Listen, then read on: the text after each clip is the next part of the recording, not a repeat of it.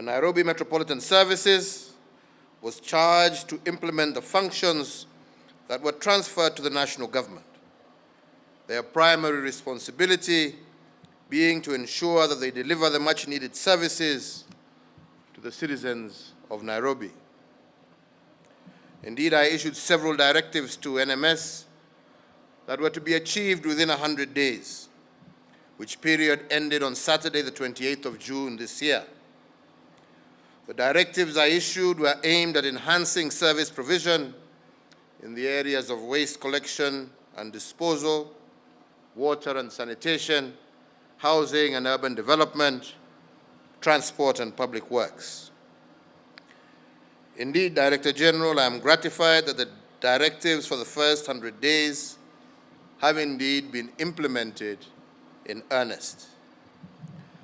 Progress has been made in the areas of implementing the Nairobi Urban Mobility Plan, effecting the non-motorized transport strategy, reviewing the development approvals process, improving solid waste management, streamlining urban renewal projects, and reviewing and improving the governance and transparency models deployed in service delivery.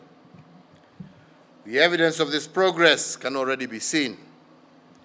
Our neighborhoods are beginning to look cleaner, and we have hundreds of young people, especially those in vulnerable communities in the city, who are today earning a living, and thousands of households are receiving water closer to home. Road infrastructure is beginning to see the much-needed maintenance works, and pedestrian and cyclist corridors in our business districts are beginning to take shape. This is encouraging, but we cannot but emphasize that much work still remains to be done.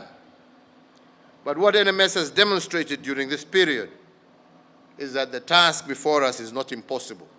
It is indeed achievable.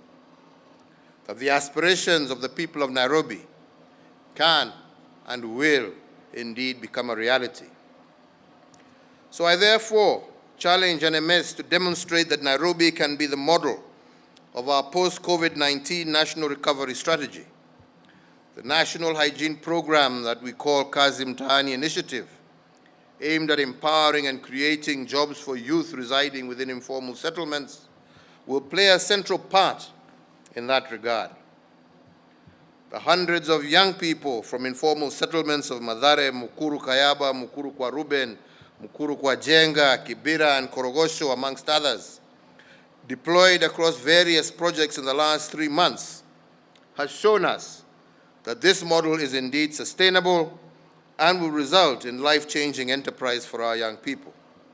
On directive of automated hourly car parking fees in 3 areas, we have integrated the automation of Desai Road, Machakos Bus Station, Sunken Car Park, and Nairobi Law Court into Nairobi Revenue Service Program. On operationalization of Matatu Terminal on Desai Park Road to ease traffic flow in CBD, we are constructing the seminar and it's 70% complete. We are working with other stakeholders, with NTSA and SACCOs operating in these Matatu routes to ease that congestion. On directive of construction of Grogan Road, NMS has embarked on construction of Grogan Road, joining Racecourse and Globe Roundabout, which is 70% complete. I'm happy to report to you that, sir, that the Grogan Road workforce is purely street families. On recarpeting of CBD roads, NMS has completed 30% of all the roads and is using Kazi Mtaani Initiative, which you started, sir. To this end, NMS has engaged our youth in drainage clearing, waste management, and rehabilitation of roads. At last but not least, construction of roads in Mukuru informal settlement is ongoing through improvement of Mukuru informal sectors. Your Excellency, ladies and gentlemen, the directives to environment and water and sanitation has been achieved within 100 days, with the first one being operationalization of effective garbage collection and disposal method. To this end, an average of 2,500 tons of garbage are collected daily, an increase from initial 1,000 tons. And we have already rehabilitated 32 trucks, which will augment the ongoing process. So the second directive in this sector was to crack down illegal dump sites and enforcing effluent discharge, which I wish to report that we have already identified 100 illegal dump sites and we are mapping out the others.